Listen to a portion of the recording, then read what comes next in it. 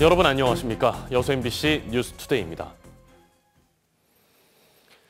전국 기초의원 선거 입지자 가운데 전남은 유독 건설업 출신이 두드러지는 것으로 나타났습니다.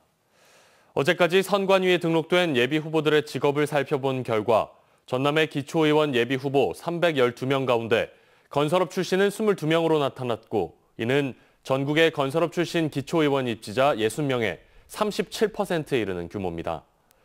건설업 지방의원들은 건설업을 직간접적으로 유지하며 지자체 발주공사 정보를 사전에 취득하거나 입찰 방식에도 입김을 넣을 수 있는 등 이해관계 충돌 논란이 꾸준히 제기되고 있습니다. 우리 삶에 큰 영향을 미치는 지방선거가 두 달여 앞으로 다가왔습니다. 유권자가 주인공이 되는 선거 문화를 만들기 위해 지역의 시민단체들과 저희 여수 MBC가 색다른 프로젝트를 추진합니다. 문영철 기자입니다. 새로운 지역 일꾼을 뽑기 위해 4년마다 치르는 지방선거. 뭔가 달라질 것이란 기대만큼이나 회의적인 시각도 적지 않습니다. 시지부지 하겠다 그 생각은 들어가지요. 한마디 하면 지나가면 그래 끝난 것 같아요. 그냥. 한심하지. 공약도 못하면서 말만 앞세워갖고는. 후보들마다 장밋빛 청사진을 내놓지만 정책이나 공약 자체가 시민들의 바람이나 생각과는 동떨어졌다는 지적도 나옵니다. 수립 단계부터 유권자들의 참여가 적극적으로 이뤄지지 않은 데다 실현 가능성 역시 제대로 검증되지 않은 채 일방적으로 전달되기 때문입니다. 이 같은 문제를 해결해보자는 취지에서 지역의 시민단체들과 여수 MBC가 공동 기획한 지방선거 프로젝트. 유권자들이 제안한 의견들이 후보자들의 정책과 공약 등에 반영되도록 하는 상향식 의제화가 핵심입니다. 시민이 말하는 대로, 그리고 우리 사회가 가야 할 방향을 찾아서 좋은 후보들을 경쟁시키는. 이를 위해 YMCA를 포함한 각 지역 시민단체들은 지방선거와 관련된 유권자들의 제안을 모아 여수 MBC에 제공하고, 여수 MBC는 이를 캠페인과 뉴스, 시사, 교양 프로그램 등 다양한 형태로 제작 송출해 지역사회 내 공론화를 이끌어낼 계획입니다.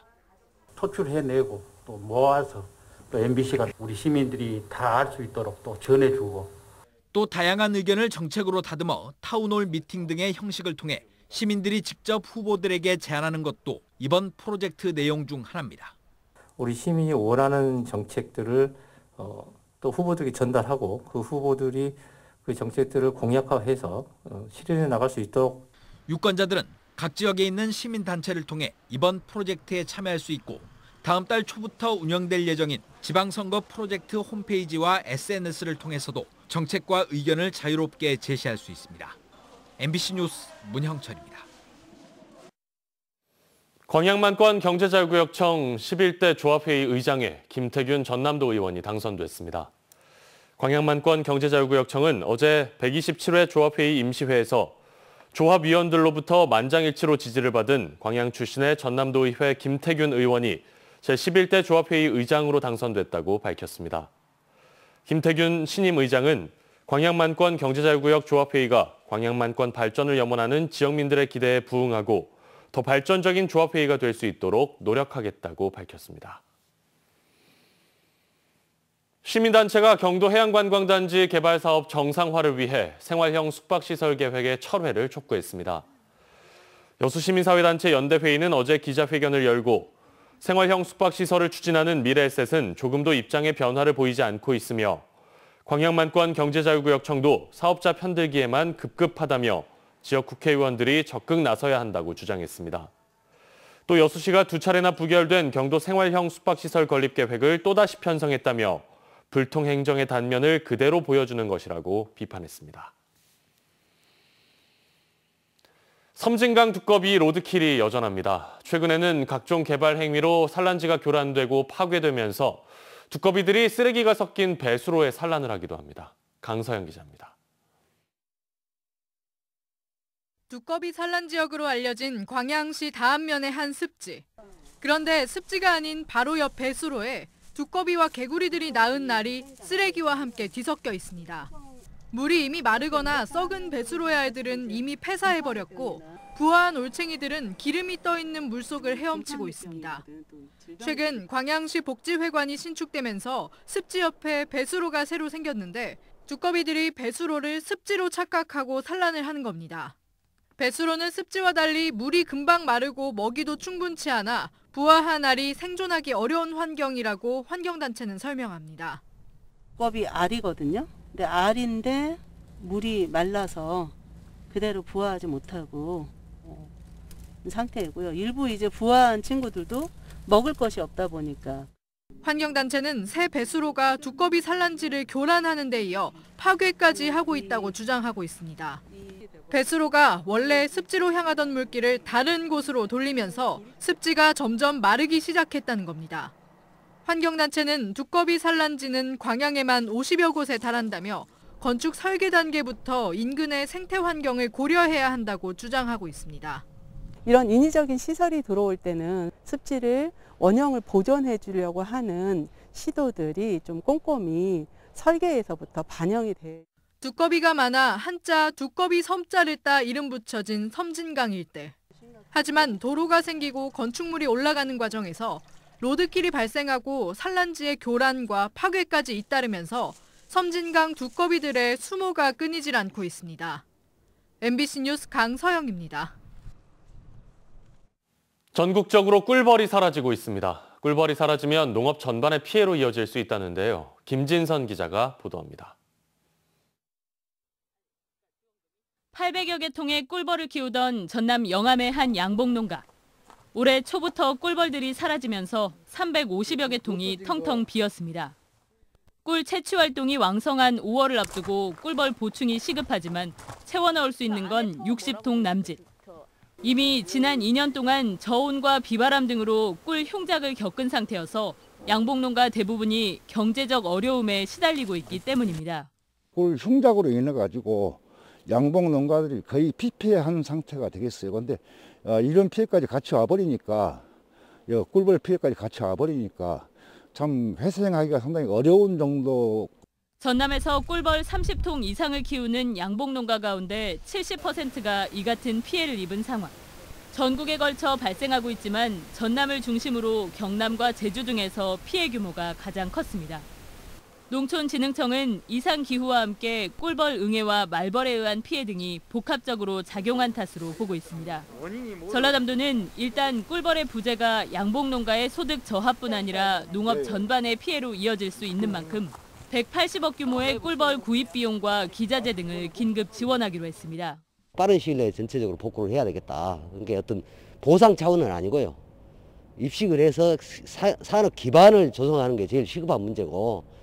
또 현행법상 보상을 받을 길이 없는 꿀벌 피해도 농업 재해로 인정하고 가축 재해보험 특약사항에 추가해 줄 것을 정부에 건의했습니다. MBC 뉴스 김진선입니다. 코로나19의 확산으로 중단됐던 광양 서천 마동 음악분수가 다시 운영됩니다.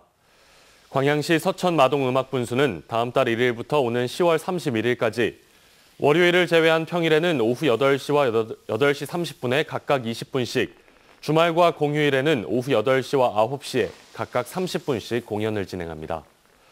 광양시는 서천 마동 음악분수가 코로나19로 인해 지친 시민들에게 작은 위안이 될 수 있을 것으로 기대하고 있습니다. 광주 아이파크 붕괴 사고와 관련한 책임자 신병 처리가 상당 부분 마무리되면서 경찰 수사가 반환점을 맞았습니다. 시공사인 현대산업개발과 하도급 업체가 법적 책임을 피할 수 없게 된 가운데 두 업체가 등록 말소 처분을 받을 가능성도 커졌습니다. 보도에 이다현 기자입니다. 광주 아이파크 아파트 붕괴 사고에 대해 경찰이 중간 수사 결과를 발표했습니다. 공법 변경을 하는데 구조 검토도 하지 않은 시공사, 콘크리트 압축 강도를 시험하지 않고 지지대를 없앤 하도급 업체, 공사 과정을 관리 감독하지 않은 감리 등의 총체적 과실이 붕괴 사고를 일으켰다는 점이 재확인됐습니다.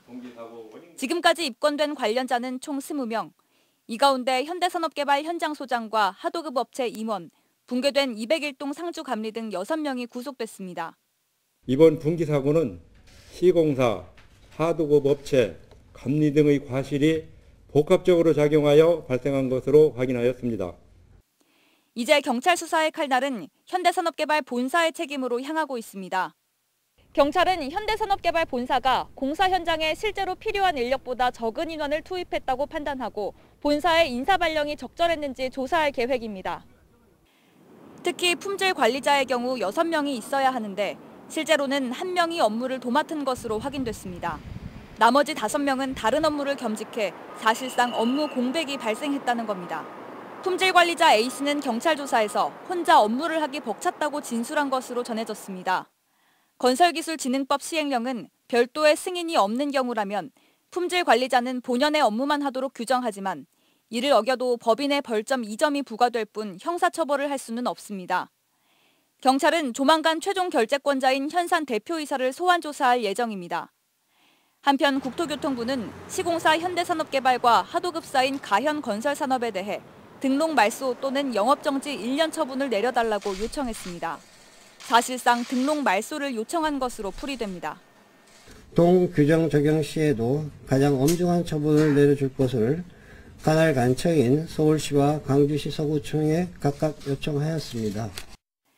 부실 공사로 인해 전례를 찾기 힘든 붕괴가 일어난 광주 화정 아이파크 공사 현장. 정부 차원에서 강력한 대응을 공언했던 만큼 어느 때보다 엄중한 처분이 불가피할 것으로 전망됩니다. MBC 뉴스 이다현입니다. 순천문화예술회관 연습동 건립공사가 본격적으로 시작됐습니다. 문화예술회관 주차장 부지에 들어서는 연습동은 지상 2층 연면적 761제곱미터 규모로 오는 12월 준공 예정이며 시립예술단의 연습 장소 등으로 활용될 전망입니다. 한편 순천시는 지역 문화예술인들의 창작 공간을 마련하기 위해 예술인센터 건립을 검토하기로 하고 전문가 등의 의견을 수렴할 예정입니다. 술에 취한 상태에서 경찰관을 폭행하고 순찰차를 파손한 30대 남성이 실형을 선고받았습니다. 광주지법 순천지원 형사 2단독은 공무집행 방해 혐의 등으로 재판에 넘겨진 32살 A씨에게 징역 1년을 선고했습니다. A씨는 지난해 10월 술에 취한 상태에서 자신을 귀가시키기 위해 출동한 경찰관을 폭행하고 순찰 차량의 내부 가림막을 발로 차 파손한 혐의 등을 받고 있습니다. 재판부는 A씨가 누범 기간 중 다른 범죄로 벌금형을 선고받았음에도 범행을 저질러 죄질이 좋지 않다며 양형 이유를 밝혔습니다. 광양시가 올해 고용률 69.3% 달성 목표를 제시했습니다.